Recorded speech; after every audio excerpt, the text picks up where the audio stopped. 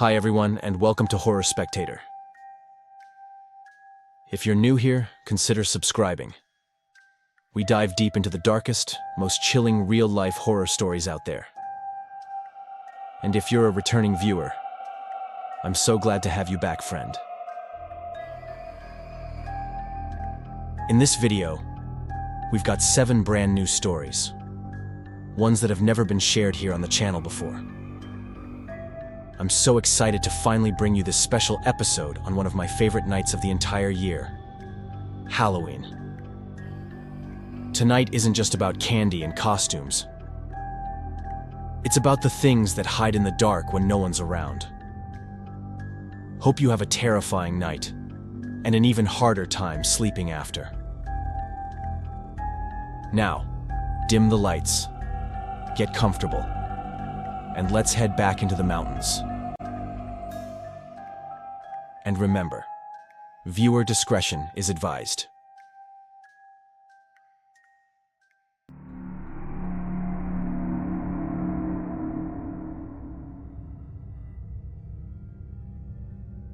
I confess I don't really know how to put into words what I'm going through right now, but I promise I'll do my best. Sorry if it comes out a little awkward or confused. The truth is, I'm going through something I don't even know whether I believe or how it's possible. And more than anything, I don't know what to do, and I need help understanding. I want to know if there are people who've experienced something similar and how they dealt with it. Another thing is that I wasn't the only one who went through this. My sister went through it too, as well as some kids who lived with us in that part of the country. But my sister and I haven't spoken in years, and the other kids from around here each went their own way. I have no idea where they might be today. It all happened more than 30 years ago. When I was 7, I spent most afternoons outside until the light went bad. We lived in a small house tucked into the lower Appalachians. Nothing fancy. Both of my parents worked the land, growing vegetables and raising animals. Most people in the area did exactly the same thing. The kids would gather in the streets and end up playing on their own. I don't know exactly when I first saw him, and there are a lot of details from that time I can't fully remember. But there are other things I recall as if they happened yesterday, not 30 years ago. Elijah was the kid who lived in the woods. That's how I remember him. Always half leaning against an oak or crouched on a fallen log, hair sticking up like he'd stuck his finger in a socket. He wore the same ratty overalls for months, even in summer. And he smelled like dirt and cigarette smoke, though I knew he didn't smoke. He had a grin that never reached his eyes and a habit of making people fall down for fun. On top of that, he looked sick most of the time, pale and wiry like he wasn't eating right. He should have been the kind of kid everyone else picked on, the one who got bullied. But Elijah never let that happen. Out of all of us, he was the leader. He was the rebel, full of personality, like he always knew more than any of us. And like I said, nothing made him happier than seeing someone hurt, or being the one to do it. At first, it was harmless stuff. He'd wait by the trail and tell us to race him, then shove us just as we reached the top of the stone wall. We'd tumble down, and he'd laugh so hard he threw his head back. Once, he took my sister's doll, smeared mud on its face, then dared her to grab it back. She did, and the head popped off. We all laughed, because you did what Elijah wanted. You wanted him to like you. It was around that time that my relationship with my sister started to fall apart. Elijah was especially cruel to her, mostly because she was small and cried easily. Not once did I take her side or defend her. I was terrified he'd turn on me next. So I laughed along with the others, sometimes even louder. I know I deserve the distance she's kept from me. Over time, his jokes escalated and got meaner. One time, he tried to set fire to our house while my sister and my dad were still inside. Even then, I couldn't bring myself to say it was Elijah. I played dumb, swore I had no idea what had happened. They made it out okay, but my sister burned her hand, and she still carries the scar to this day. But after that, I got cautious. I stopped going to the trail alone. I watched the woods with my chin tucked into my jacket like I was holding myself together just to keep an eye out. Elijah still came by, walking past the fence and calling my name like nothing was wrong. I asked my mom once who Elijah's mother was, if she knew the house where they lived. I was shocked when she told me she didn't know any Elijah. Our community was too small for that. But she didn't push the subject, and neither did I. She was worn out from working the fields, and I let it drop. One day Elijah led me to a clearing I'd never seen before. It was frighteningly close to our house, but somehow I had never noticed it. The place unsettled me, so I tried to play it off and told him there was a cooler spot up ahead, that we should go there instead. He got curious and followed. But maybe 2 minutes later I looked back, and I was alone. Elijah was gone. My stomach dropped. I wasn't allowed to be walking in the woods by myself. Then I remembered. It was Elijah. He was probably crouched behind a tree, waiting to jump out and scare me. So I braced myself and started back toward the house, tense the whole way, expecting him to leap out at any moment. But when I circled back to the spot where we'd first been, there he was, just sitting on the ground. His face was miserable, and for a second, I actually felt sorry for him. I asked if he was okay, and why he hadn't followed me. He just said he couldn't go any farther from our house than that distance. I didn't understand what he meant, so I pushed a little. He finally looked me dead in the eye and told me never to ask him about it again. And, as you can imagine, that's exactly what I did. After that, Elijah started showing up less. The last time I saw him, I was 9. He shoved a kid off his bike, and the boy had to be taken to the hospital. Back then, the nearest hospital was far, and hardly anyone around had a car, so it turned into a huge scandal in the village. The boy had fallen close to our house, so my mom came straight to me for answers. I knew this time it was serious, that Elijah wasn't just mean, he was dangerous. That night, for the first time, I told her everything. For once, she actually listened. She didn't brush me off, didn't tell me I was imagining things. Instead, she had a long, quiet talk with my dad later that night. A few days after, a woman came to our house. She burned some objects in the yard, small things I didn't recognize. I asked my mom what she was doing, and she told me they were just old items that had bugs in them, that it was better to get rid of them before we ended up with an infestation. I was 9, so I believed her. I didn't think much more about it. Then Elijah just stopped coming around. I don't think I ever saw him again. Sometimes, I'd wander into the woods and swear I felt like I wasn't alone. Like, he might step out from behind a tree at any second. But he never did. I felt a kind of loss, because for all his cruelty, he'd been one of the only friends I had. But more than that, I felt relief. And underneath it all was a constant fear that he might return. I asked my mom if she knew anything, and she told me his family had moved away, that I wouldn't be seeing him again. time went on, because of my cowardice, my sister and I never had a real relationship. Later, when we were teenagers, I tried to make peace with her, but she just told me it was too late, that I'd never been a brother to her. I don't blame her. When we finally left our parents' house, I lost contact with her completely. The only news I ever got came through my parents. That she'd married, that she had a child, that she had a good job, and was living well. But I never knew more than that. Both my parents passed away last year, only a few days apart. It was the first time I'd seen my sister in years at the funeral. Even then, she kept her distance, and so did I. She told me there were a few things from the house she wanted, but the rest was mine.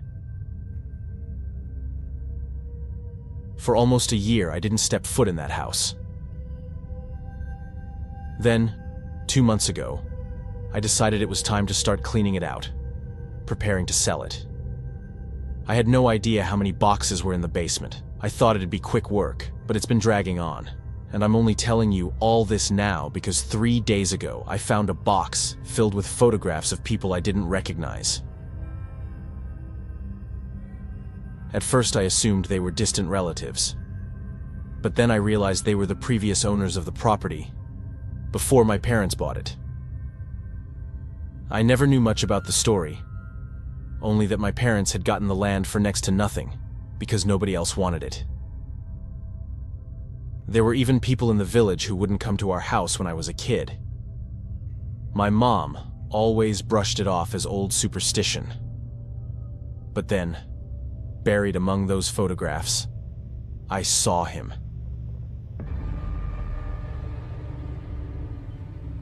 It was Elijah, lying in a bed, sickly and mean-looking.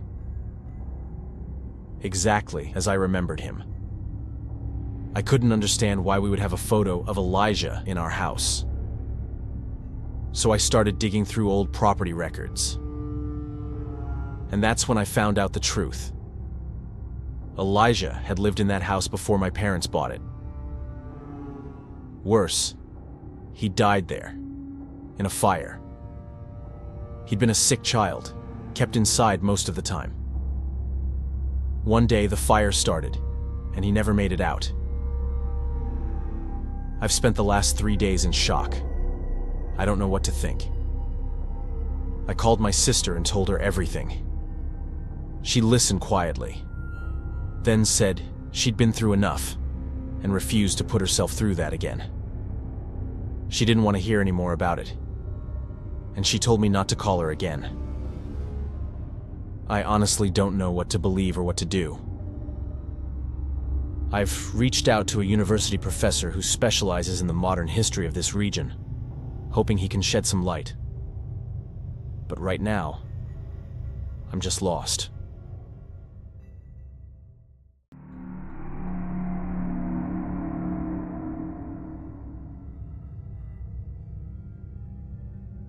I don't even know how to start explaining this, because every time I try to tell someone, I sound like I'm exaggerating, like I'm trying to make something ordinary sound terrifying.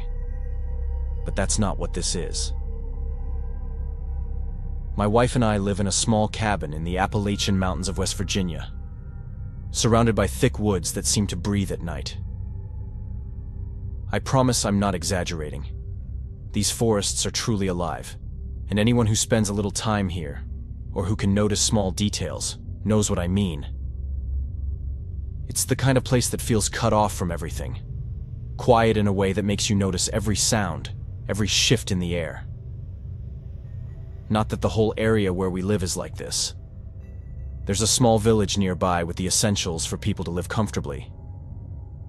But here, where we are, it's completely isolated. Unlike most people who choose to live this way, in our case, it wasn't a choice.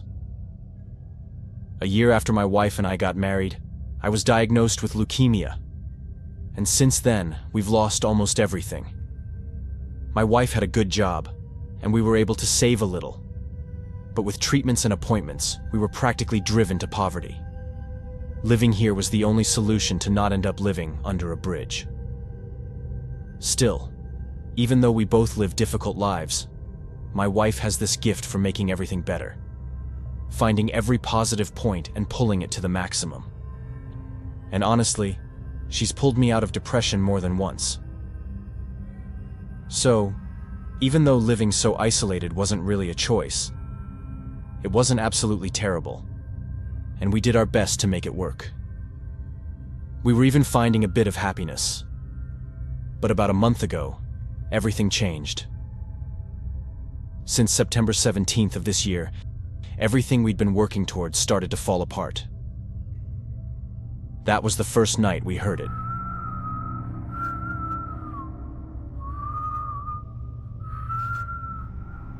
A whistle, coming from outside the house. It was around 10:30 p.m. We were watching a show on my laptop in bed when it came. Faint at first. Just 3 soft notes, stretched out like someone trying to get the attention of a dog far away. I remember pausing the video and looking at her. We both listened. It came again, a little louder.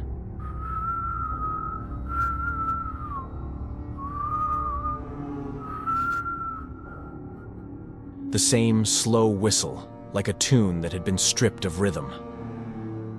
At first, there was no reason to panic. It really could have been someone calling their dog or maybe a familiar neighbor.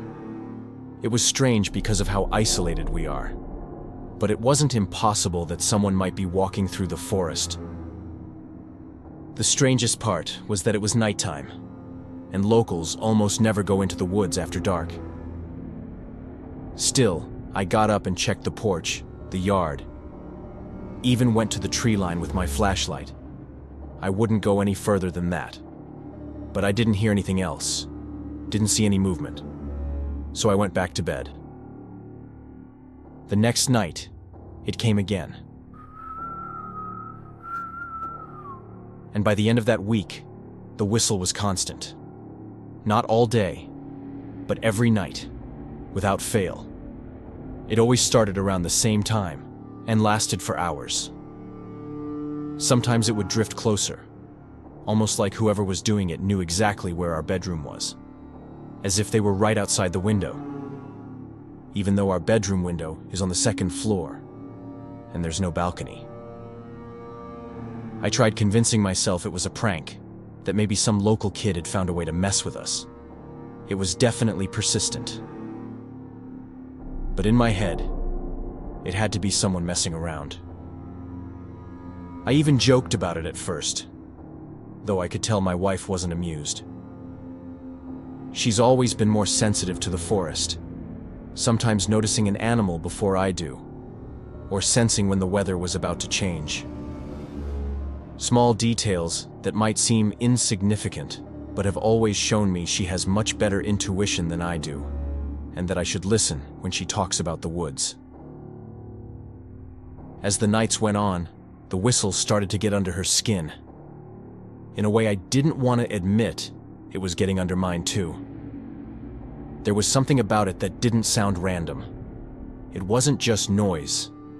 It was deliberate. Like it really was a person coming every night just to harass us. One night, it got bad. It was around 2 in the morning, pitch black, and the whistle woke me up.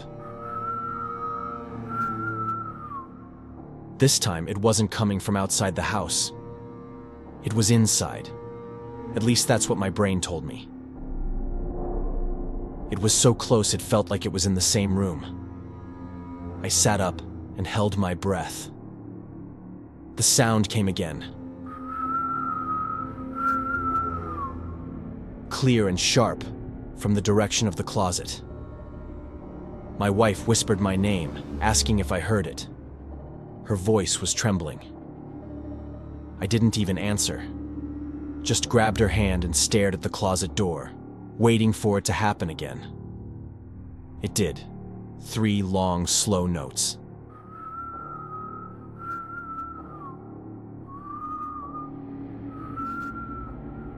I could see the handle of the closet door, motionless, but the sound came from behind it. I swear it did. I couldn't bring myself to open it. We just sat there, frozen, listening, until it stopped. The next morning, my wife told me she was sure it had come from inside the bedroom.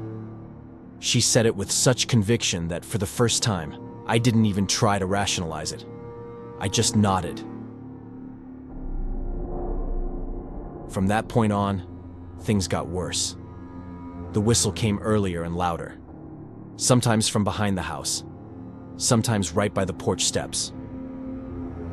I bought cameras, motion lights, even tied fishing line across the path that led from the woods to our yard, so I'd know if someone passed through. I spent money I didn't have on all that. But every morning, everything was untouched, and there was nothing on the footage. Nothing moved. We started losing sleep. I could see her falling apart from exhaustion, from fear, and I wasn't doing much better. Every sound made us tense up. Even during the day, we'd catch ourselves listening, waiting for that sound to start again. 2 weeks ago, we called the police. It felt ridiculous, trying to explain over the phone that we were being harassed by a whistle. But the dispatcher didn't laugh. She sent someone out. When the 2 officers arrived, one of them looked like he'd been doing this job forever. Older guy, quiet, didn't say much. I told them everything, from the beginning. When I mentioned the whistle coming from inside the house, the younger officer tried to hide a smirk, but the older one didn't even blink. He just stared at me, and for a moment his face went pale, like something I said hit too close to home. He asked what day it started. I told him, September 17th. He didn't say another word after that, just nodded slowly and stepped outside, standing there for a long time, scanning the tree line. They took a report, said they'd patrol the area a few nights, and that was that. But I knew from the look on that man's face that something about what I told him wasn't new to him. It was like he already knew the story. That night, the whistle came back, and I swear it was louder.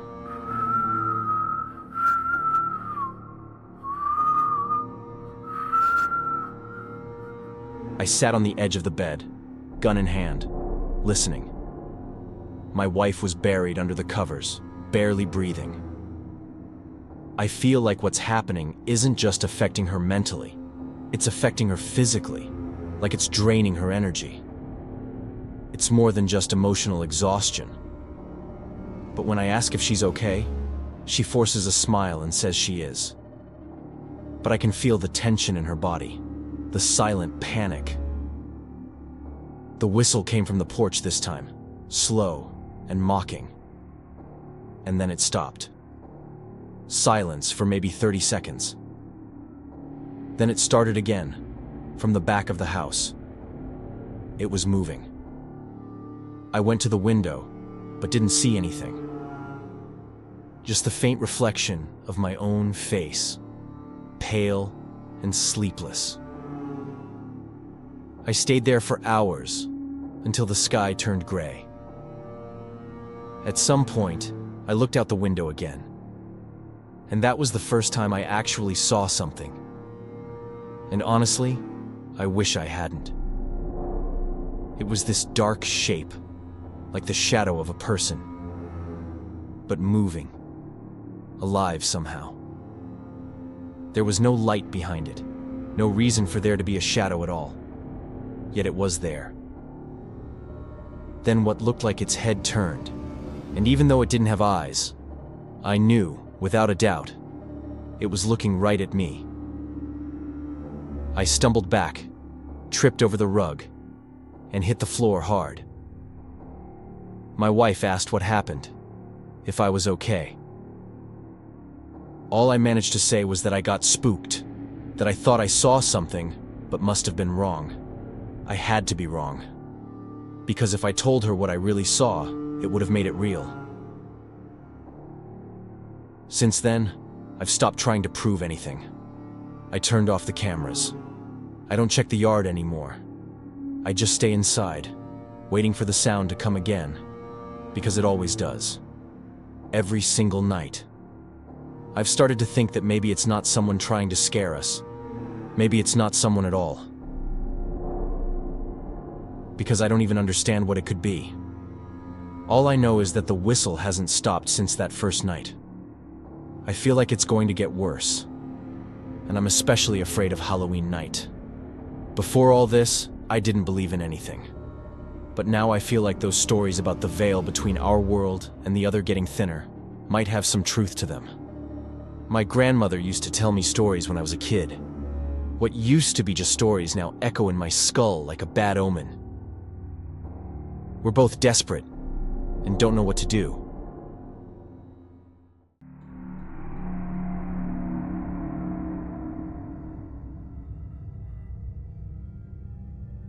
What I'm about to tell you happened last year, on Halloween night. Since then, it hasn't really stopped happening. Even though nothing truly bad has happened yet, I'm scared that this coming October 31st, something genuinely terrible might take place. Honestly, I was never the kind of person to believe in superstitions or forest creatures, but now, I don't know what to believe anymore. All I know is that I'm scared. I'm scared for myself, and especially for my parents. It was late October in West Virginia, and I had the house all to myself. My parents had driven down to visit my aunt in South Carolina for the week like they did every year around Halloween. I'd always hated Halloween, not because of the costumes or candy, but because of something that happened when I was 9. A neighbor, a kid I used to play with, did something so messed up to a stray cat that the image never really left me. Back then, it was common for cults to operate around here, and people would hurt animals. Even though I know it's much rarer these days, the idea that it could still be happening haunts me. Since then, Halloween had this dark, ugly feeling attached to it. I never celebrated it, never dressed up, never even opened the door to trick-or-treaters. At the time this happened, I wasn't living with my parents anymore. I lived in the city, but I used to come back often and spend a few weeks with them at the house. In the city, Halloween was a big deal, but out there, in such an isolated area, I doubted anyone would bother us. The house sat on the edge of the woods, a good 20-minute drive from the nearest town. No close neighbors, no streetlights.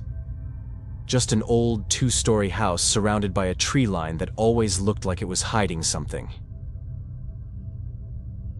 My parents had built their lives out here, loving the silence. For me, that silence always felt heavy. That's why I chose to move to an area with more people. Still, I liked feeling that isolation sometimes, which is why I often went back to stay with them. I liked experiencing that kind of quiet on my own terms, only when I decided I wanted it. I had spent most of the evening in the living room, scrolling through my phone with the TV on just to fill the space with some background noise. It was a little after 8 p.m. when I started noticing how quiet everything outside had gotten. Not unusual for this place, but different. The crickets weren't chirping, and the woods behind the house sounded dead. I know it sounds like a total cliché, and everyone says this kind of thing happens. But the truth is, ever since this happened a year ago, I've been obsessed with the weird stuff that goes on in this part of the country. The way everything goes quiet right before shit hits the fan is way too common. I don't know why it happens, but some people say animals go silent when there's a predator nearby. Honestly, that explanation makes a lot of sense to me, but even then, I'm still not sure what to think of it. At 10:17 p.m., the first thing happened. A loud beep from the security system. Rear motion sensor triggered. The back of the property. The cameras were old but still worked fine, so I pulled up the feed on my phone. Nothing. Just darkness and the faint outline of the tree line. I stepped outside to check the panel, my breath visible in the cold air. But there was no movement, no sound. So I reset the alarm and went back inside. Around 11:30, I heard it.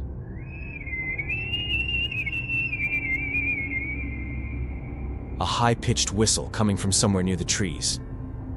Sharp, clean, and way too deliberate to be the wind. Could it have been someone celebrating Halloween? Kids never trick-or-treated in this area. I forced myself to walk to the front door and open it. The porch light spilled out into the yard, lighting up the dirt driveway, the front fence, and a patch of trees. But once again, there was no one there and I didn't see any movement at all. The thing is, of course I'd heard plenty of legends about whistling in the forest. My grandparents and a few close friends who also grew up in those areas take that stuff really seriously. Any other night of the year, I would have just ignored the whistle. Even though I don't believe in that kind of thing, I usually don't let it get to me. But that Halloween night, my first thought was that someone was actually calling out. To make things worse, the doorbell was partially covered by a climbing plant. So anyone who didn't know the house, especially at night, probably wouldn't have even seen it. I even called out, asking if someone was there, but no one answered back. I told myself some teenager was probably messing around, but I couldn't ignore the way that whistle had crawled under my skin. I locked the door and turned off the TV. 10 minutes later, I got up to grab water from the kitchen. When I turned the corner, I saw it.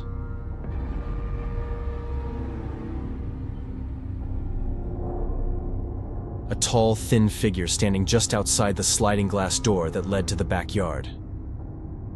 Taller than any man I'd ever seen, dressed in all black from head to toe, face covered with a black mask. The only thing not black were the eyes. Yellow, narrow, snake-like. They locked on me through the glass. It wasn't some Halloween prank costume. It didn't look cheap. It didn't look like something you'd find in a store. My heart slammed so hard it hurt. I didn't even think. I bolted to my parents' bedroom, grabbed my dad's handgun from the safe, and ran back to the kitchen. But there was nothing there anymore. Beyond the glass, all I could see was the vast, endless darkness of the forest. I didn't sleep after that. I spent the entire night pacing through the house, checking the locks, turning on lights, walking past the windows again and again. Every creak made me flinch, but what kept replaying in my head was those eyes. I tried to convince myself it was just some idiot playing a prank, maybe someone from town trying to scare people out in the sticks. I really convinced myself it was just the darkness, that I'd seen it wrong, that I was just nervous. These days, people make insanely realistic masks anyway. The next day, I decided not to say anything to my parents. I was completely convinced it had just been some Halloween bullshit, and that we wouldn't have any problems. After all, whatever it was hadn't tried to get inside, and by morning, there were no footprints anywhere on the property. I convinced myself there was no reason to panic. The problem is, ever since that night, my parents have had several incidents where the alarm goes off almost always after 3 a.m., especially during certain times of the year. They barely get any sleep for weeks. They even replaced the alarm system, thinking it was a malfunction. They called the police, which is something almost unheard of around here. But the truth is, there's never any sign of anything. Neither of them has ever seen anyone or anything close to what I saw. And obviously, I'm not about to tell them I saw some creature with snake-like eyes. The cameras around the property never capture anything. Even when the alarm goes off, there's nothing there. What really scares me is that Halloween is coming around again, and I can't shake the feeling that things might get worse that night. I've been trying to convince my parents to spend Halloween somewhere else, but they keep insisting they want to stay home.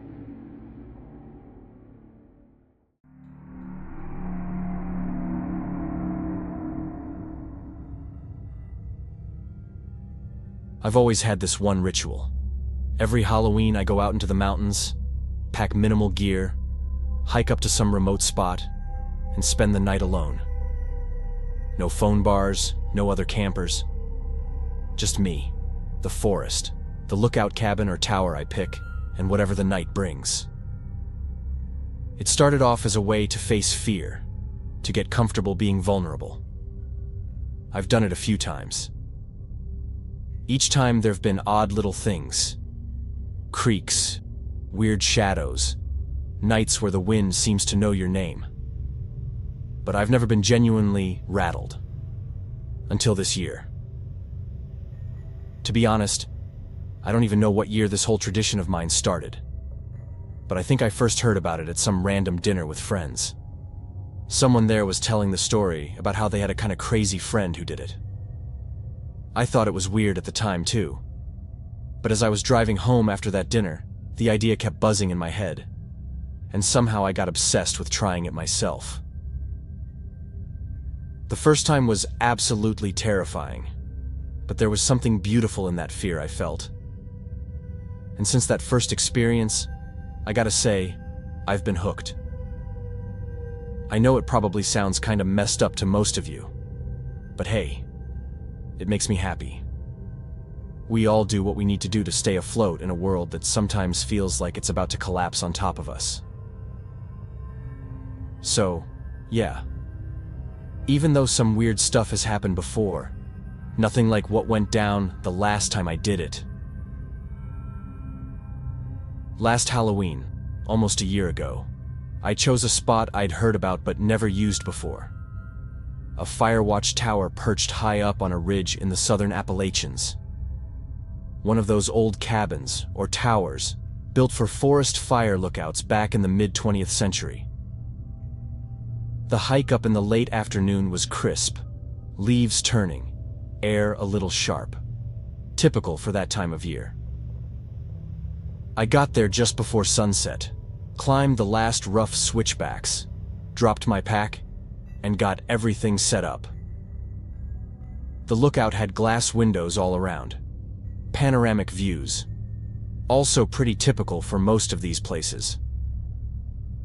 At dusk, you could see the ridges rolling away into bluish shadows, and the forest closing in.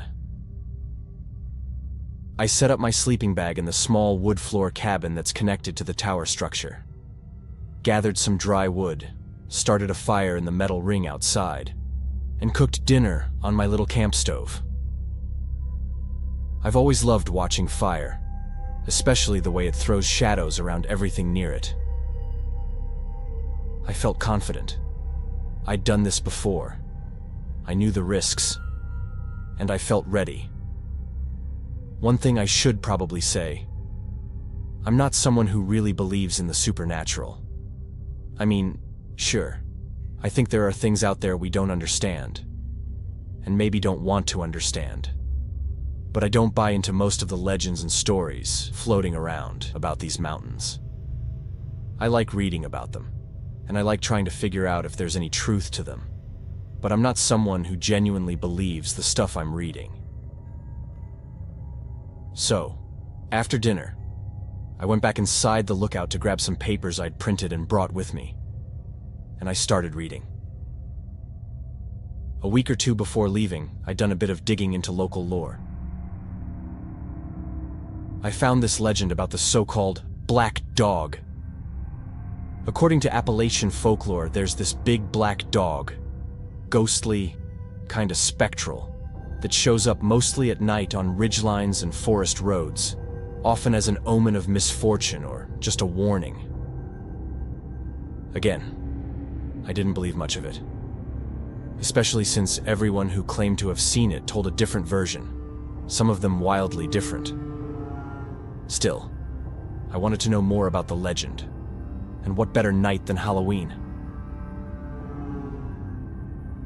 Around 10 p.m., I got up to lock the door tight, make sure the fire I'd lit had burned out, and climbed into my sleeping bag. The sounds around me were completely soothing. The wind, the animals, the whole atmosphere was magical, and it quickly carried me off to sleep. Sometime around 2 a.m., I woke up, not sure why. The lookout was pitch black, and even the forest outside was dark as hell. Could barely see past the tree line. The wind had picked up, so I stood up to get a better look at the landscape around me. That's when I heard something. Maybe a thump. Though it was so quick and sudden that honestly, I'm not totally sure I really heard it. Then I heard it again. Another sound. It was subtle. I froze, looking around, trying to figure out what I'd just heard. I can't really explain what I felt, but I know I felt it. Like that noise didn't belong to everything else around me. The forest wasn't silent. There were plenty of sounds. But somehow, that one stuck out. Then I heard another thump. Louder this time. I couldn't tell if it was coming from the stairs below me or from the roof above, but it definitely sounded like something hitting metal. I thought maybe it was another person trying to use the lookout. These places kind of self-manage. You never know if someone else might show up. Still, it was weird, and honestly, a little terrifying. To think someone might be climbing up the stairs to join me in the middle of the night. I thought about opening the door, shouting into the dark that the place was taken, and asking whoever it was to leave. I really didn't want to share the space with some random person wandering around at that hour. After a short internal debate, I finally opened the door and stepped out onto the small balcony that overlooked the stairs. And that's when I saw it. No doubt about it. On the stairs was this huge black dog, massive, and at the same time kind of transparent, like it was just a reflection of a dog, or its shadow. It was looking right at me, even though I couldn't make out any eyes or facial expression. Then, while we were staring at each other, it suddenly bolted straight toward me. I did exactly the same. Ran for the lookout door, slammed it shut behind me, and locked it. My heart was pounding, mostly because I couldn't come up with a single logical explanation for what I'd just seen. The dog couldn't have been a ghost. I heard it climbing the stairs. But it also couldn't have been a real dog because its body wasn't solid. I could feel it right outside the door, just inches away. I could hear it walking, even breathing. This heavy, labored breathing. The whole night I stayed there, sitting against the door, like the weight of my body might somehow stop it from coming in. While I listened to its footsteps circling the lookout, I kept trying to come up with a logical reason for what I'd seen. Around 5:30 in the morning, I heard it walk down the stairs and disappear back into the woods. I was still panicking, with no idea what I'd actually seen. I wanted it to have just been a dog, no matter how big or scary, because at least that would have been something I could understand. But I knew I hadn't imagined it. I knew that dog wasn't really a dog, not in the way we know them. I called a friend and asked him to come pick me up. Even though cars don't usually go up there, there's this old road, and if you've got a Jeep, you can make it pretty easily. To this day, I haven't told anyone about it. Not even him. I made up some story about someone harassing me and making me feel unsafe. He insisted I go to the cops, but come on. If I told the police what I actually saw, they'd probably try to lock me up in a psych ward or just laugh in my face. So, yeah. I'm telling this for the first time now, because Halloween's just a few days away, and I think for the first time in years, I'm just gonna stay home for the night.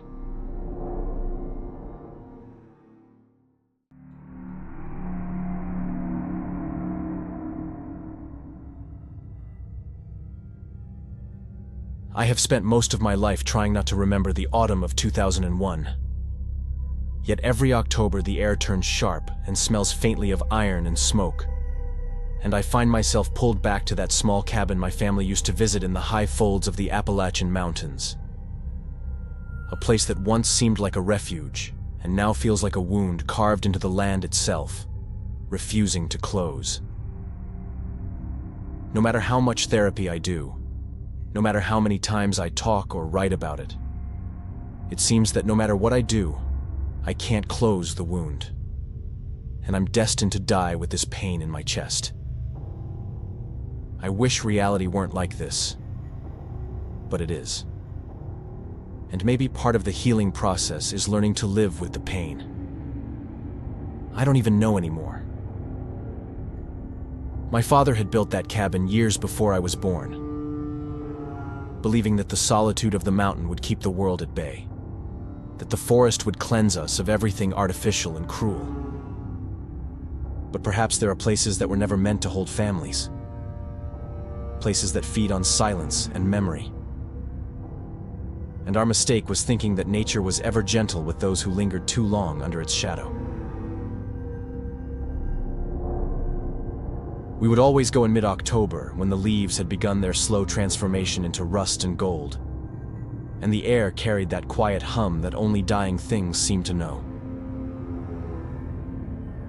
I also want to apologize to anyone who is listening or reading the story if it seems a little unreal, or even written in a way that makes it seem unreal. I have written it so many times in my diary that it feels as though I have perfected the details, even the most insignificant things. It's as if it has become a protective mechanism, focusing on the smallest details, so I don't have to confront what really happened. I remember the road that wound endlessly upward, the tires crackling over gravel, and the sky thinning until it felt too close. And how my brother Eli sat beside me in the back seat, watching the tree line with a kind of stillness that didn't belong to a child, as if he recognized something waiting for him there. It was our last trip together, though none of us knew that yet. And maybe that is why every detail of that weekend has remained inside me, suspended, like a photograph I never wanted to look at again, but could never quite destroy. The cabin was older every year, its wood swollen from rain and years of neglect. And inside it smelled of ash, old pine, and something faintly sweet. Something that I could never identify, and that seemed to cling to our clothes even after we left. The first night, I remember the forest being utterly still. No wind, no insects. Only that enormous silence pressing against the windows, so heavy that even breathing felt intrusive. And I recall thinking that perhaps the mountain was holding its breath for us, waiting for us to notice how out of place we were. My brother seemed restless that evening, walking circles around the cabin's perimeter as if tracing something invisible. And my parents thought little of it. But there was a look in his eyes that unsettled me, an unfocused calmness, like he was listening to something only he could hear, something deep beneath the ground.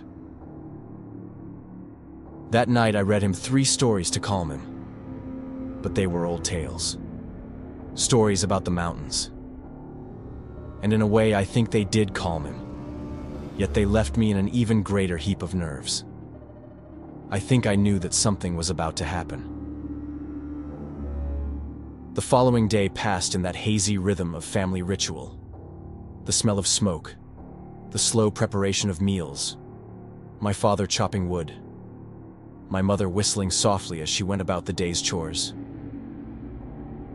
And yet beneath all of it there was a quiet dissonance, a sense that something beneath the surface of our ordinary gestures was watching, patient and unseen. It was the following night that something happened. At first, I thought I had only dreamed it. I was convinced of it. But then I understood. I woke in the middle of the night, cold. A freezing cold that seemed to seep into my bones. And as my eyes adjusted to the room, I saw my brother at the window, staring at something outside. Something moving in a strange, shadowy way. I never saw its face because I genuinely thought I was dreaming. The next day, I didn't even ask him what had happened, afraid that it was real and that I would have to face it. When we returned home, the silence of the mountain came with us, lodged under our skin.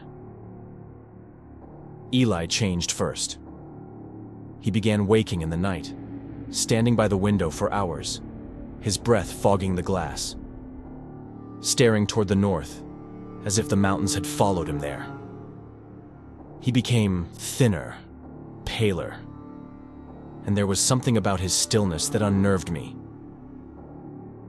It was as though he were trying to become invisible, to dissolve into that same quiet that had filled the cabin. My parents whispered about stress, about school, about the strange effects of growing up. But I knew that whatever had touched him in those woods was bad, really bad. Weeks passed before he vanished. And when he did, it was not sudden but almost expected, as if he had been slowly slipping away one layer at a time, until finally his absence became visible.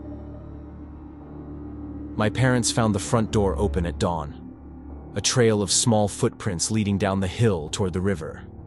And then, nothing. The search lasted days, and I remember the faces of men covered in mud and exhaustion, the smell of dogs and diesel, the hollow echo of my mother's voice calling a name that I knew already belonged to the trees. There's no point in asking me how I could feel all of this, how I could be so certain. Maybe it was because we were twins and somehow communicated through something other than words. I don't really know. I only know that at the time, I felt it. I knew that he was facing something I couldn't interfere with, that he was going to disappear, probably searching for whatever had reached out to him in the forest. I told my parents parts of it.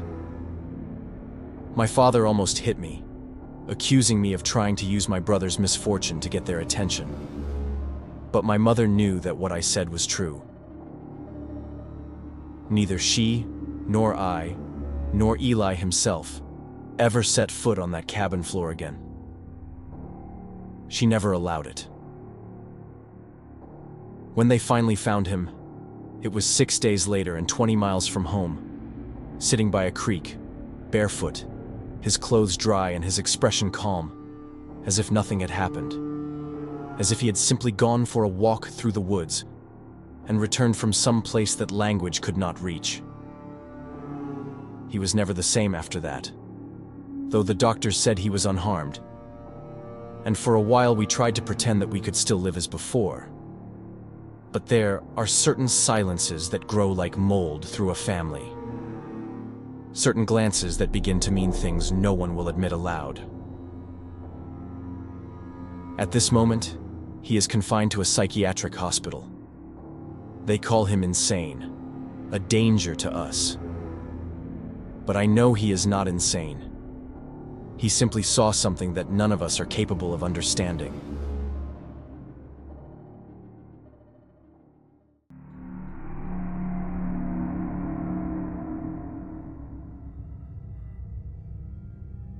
What I'm about to tell you was without a doubt the most stressful and terrifying experience of my life.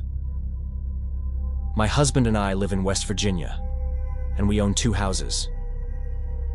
When we got married, we bought a small apartment in Charleston. But unfortunately, both my parents passed away very early. Since I'm an only child, I inherited their house. For a long time, we debated whether to sell it and keep the apartment. But both my husband and I always had this fantasy of living somewhere more remote. Since that house is literally in the middle of nowhere, we slowly started restoring it.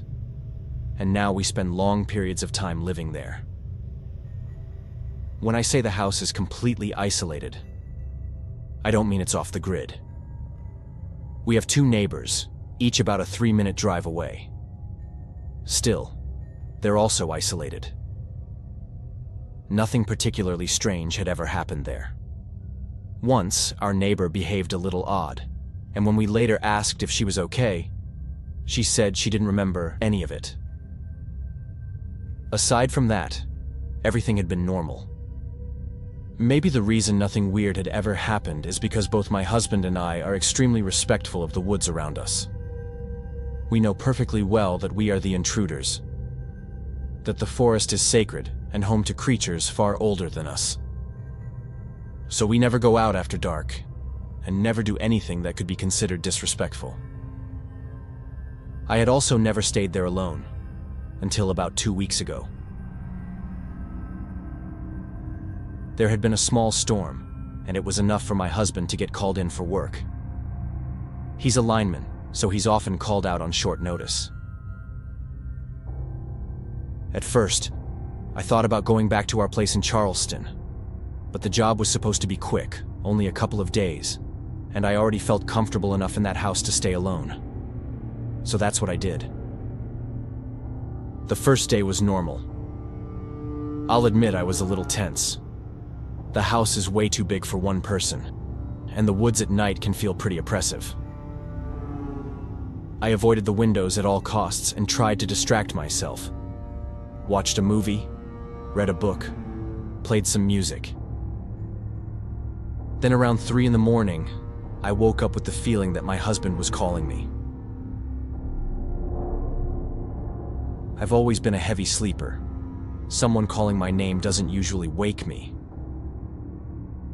The room was pitch dark. I couldn't see anything except faint shadows passing across the curtains. I was spooked, but the last thing I wanted was to get out of bed. I pulled the sheets over my head and tried to ignore the feeling as best I could. The next morning, I woke up around 9. The room was bright, and that strange feeling from the night before was completely gone. I felt refreshed and convinced myself it had just been a dream. The rest of the day went normally, just like the day before. I answered a few work emails. Even though I was on vacation, I knew nobody else would handle them if I didn't. Then I distracted myself by going through some boxes of my parents' old documents stored in the attic. Most of it was probably junk, but I couldn't bring myself to throw it away. And by the time I was done, it was already past 7:30 p.m. I heated up some leftovers from the night before and put on a movie. The house felt so cozy that I must have dozed off on the couch. I didn't go upstairs until around 1:30 in the morning. I was in the bathroom getting ready for bed when I heard something that froze me completely.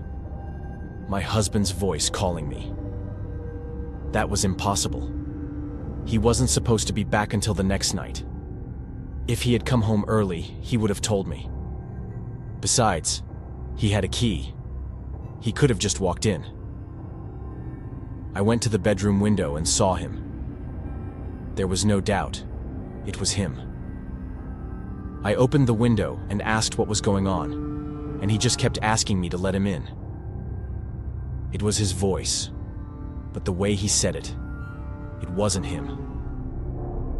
Still, it looked like my husband, so I shut the window and started walking toward the bedroom door. But something stopped me.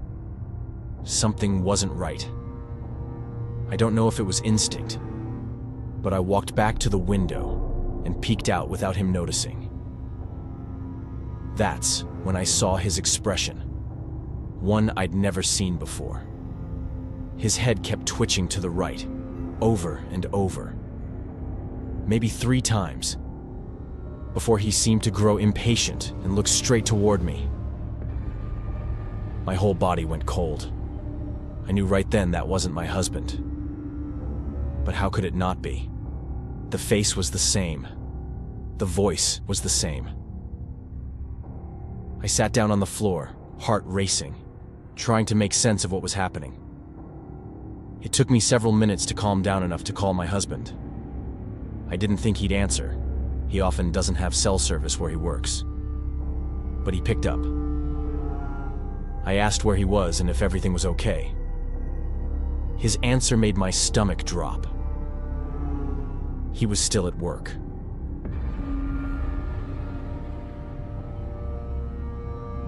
Which meant that whatever was outside my house, asking to be let in, wasn't him.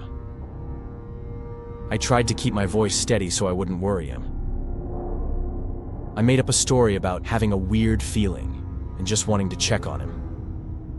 I knew if I told him what was really going on, he'd rush home, possibly putting himself in danger or losing his job. I looked out the window again, but he was no longer in view. I checked the other rooms, but I couldn't see him anywhere. Then, as I started walking downstairs, halfway down the steps, I saw his shadow pressed against the kitchen window. The chill that ran through me was so strong I almost fainted. I ran back upstairs and locked myself in the bathroom.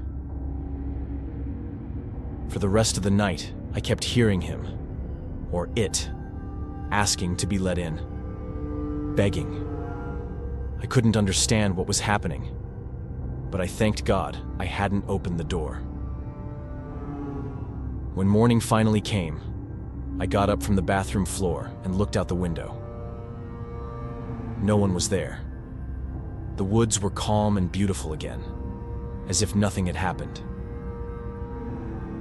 When my husband finally came home that night, I told him everything. We packed up and went back to Charleston. It's been 2 weeks since then, and we haven't returned to my parents' house. I talked to several friends who live nearby, and they all said whatever was trying to get in was a mimic. My husband thinks it was just some man with bad intentions pretending to be him. But I know what I saw, and what I felt. It was exactly my husband, but not him. He says my panic probably made me build a story that isn't real. Maybe he just doesn't want to face the idea that there are things out there we still don't understand. I don't blame him. Until 2 weeks ago, I didn't believe it either. I said I respected the forest and the beings in it, but I didn't truly understand what that meant. Now my biggest question is why it wanted to come inside, what its intentions were.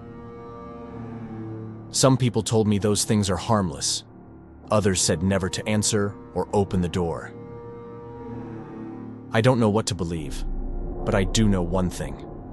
I'm not going back to that house anytime soon. The feeling I had that night was anything but good.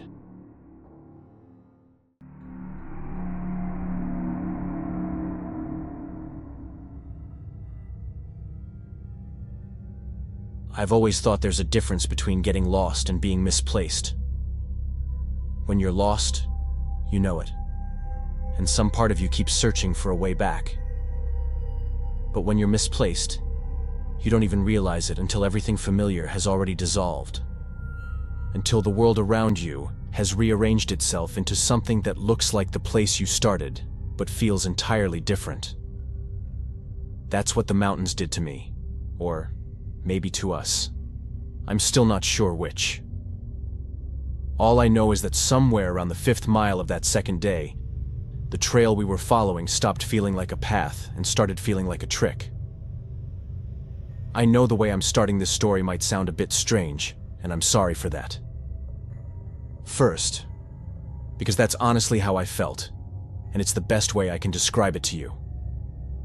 And second, because writing down and putting into words an experience like this feels, at the very least, strange.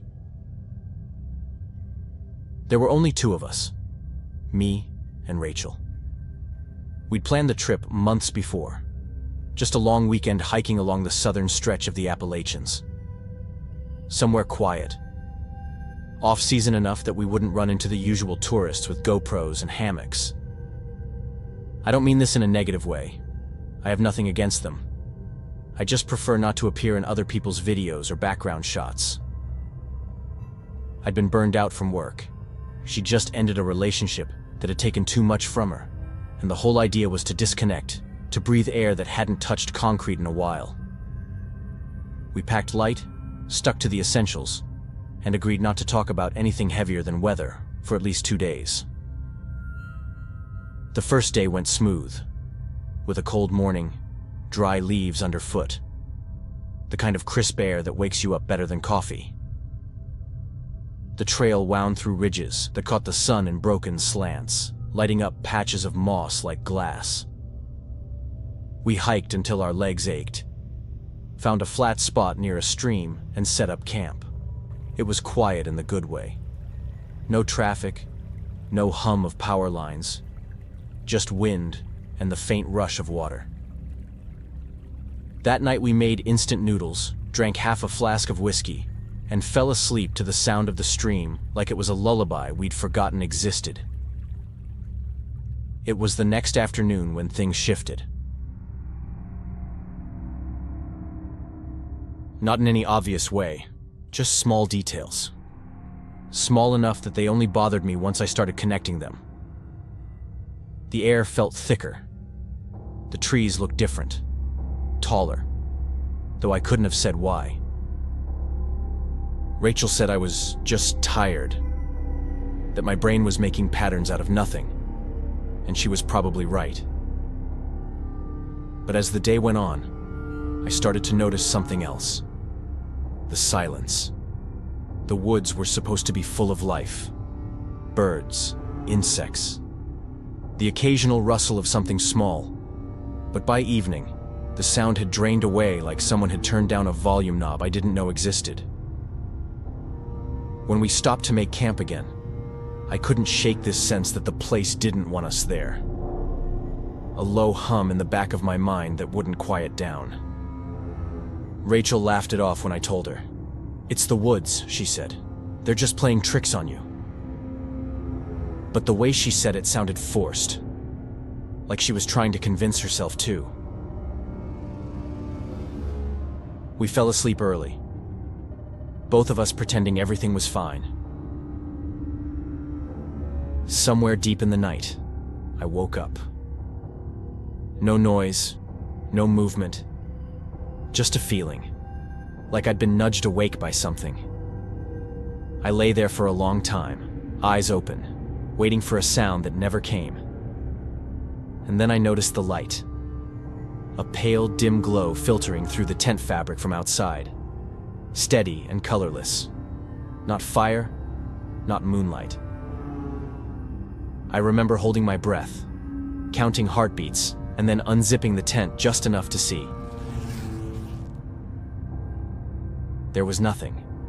Just trees. But not like before. The trunks seemed closer together, bending inward slightly, like the forest had shifted shape while we slept. I blinked and it looked normal again, but I swear it hadn't been. That faint glow lingered though, hovering in the distance like a mist that didn't belong to the air around it. I watched it until it faded, until I convinced myself I was dreaming, and crawled back into the tent. In the morning, Rachel said she'd slept great. I didn't mention what I'd seen. We packed up, followed the trail north, but something about it had changed. Turns we didn't remember. Markers missing where they should have been. She said maybe we'd taken a wrong turn, but I'd memorized that route. I knew every bend from the map. Still, nothing looked right anymore. By afternoon, I started hearing it. A soft, almost rhythmic sound. Far away but distinct, like someone dragging a stick through leaves in slow circles. It stopped every time I stopped. Rachel couldn't hear it, said I was imagining things, that maybe it was the wind. But the wind doesn't follow your pace. The wind doesn't stop when you hold your breath. That night I couldn't sleep. The sound was closer, steady now, coming from somewhere behind the tree line. I tried not to move, not to breathe too loud. Eventually I sat up and saw through the mesh of the tent that same pale light again, flickering between the trees. I didn't wake Rachel. I just stared until it went out again. In the morning, I told her what I'd seen. She looked at me the way you look at someone who's scared of their own shadow. Sympathetic, but detached. Said I was probably exhausted. I wanted to believe her. I really did. But when we hiked out that day, I saw prints in the dirt behind our campsite. Bare footprints, small, almost childlike, leading into the woods. She said they'd probably been there before we arrived. I wanted to check, to follow them, but she just kept walking.